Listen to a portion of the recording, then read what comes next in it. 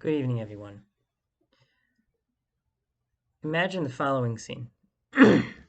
You're a farmer, and you notice that the first bud, that initial first fruit of this new apple tree that you planted a few years ago is finally bearing fruit. You feel so happy, you feel so satisfied, you feel like you've accomplished something. In this week's Parsha, the Torah tells us what you do with that first fruit, what you do with bikurim. And the Torah says, you take that first fruit, you bring it to the temple, you bring it to the Beis HaMikdash in Yerushalayim, and you express your gratitude to Hashem. And this is part of a whole group procession of all the farmers throughout the Jewish people who slowly gather together in their local areas and head to Yerushalayim, where they all form a massive parade, a massive procession, and they approach the temple in a state of joy. And the Torah says an interesting turn of phrase. It says, "V'samachta b'chol hatov," and you will be happy with all of the good. And the commentators wonder, what is this phrase referring to?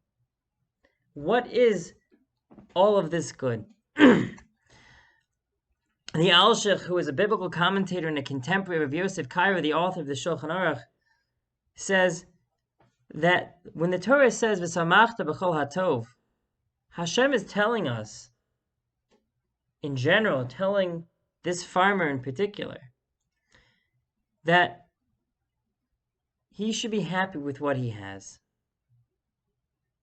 and to be happy as if he has everything. And this is a theme that we see throughout Jewish thought. Pirkei Avos, Ethics of Our Fathers, expresses the idea and says, Ezeru Asher, who is a rich person, who is a wealthy person? Asher Sameach Bechalko, someone who is happy with his lot in life, someone who is happy with his portion. And I think that this time of year is a very appropriate one to exercise and to expand upon our gratitude. If we look back on the past year, it wasn't an easy one. But there are two ways to look at a trajectory of events.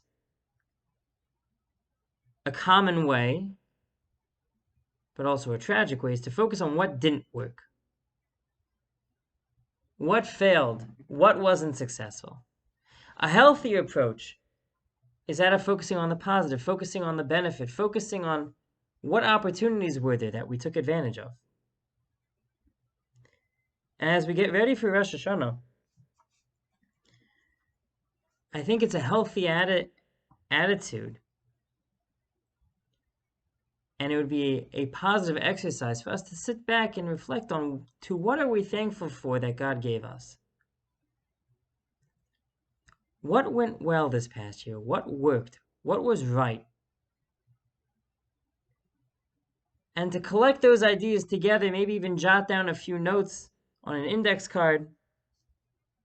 It's a small little piece of paper, a list, to approach their davening, the prayer on Rosh Hashanah, and to be able to concretely thank God for all of the good things that happened in the past year. Because not only are we davening, are we praying for a year of health, for a year of prosperity, for a year of blessing, for a year of peace, and for only good things. We'll have a much more Rosh Hashanah if we reflect upon all of the good that God bestowed upon us last Rosh Hashanah.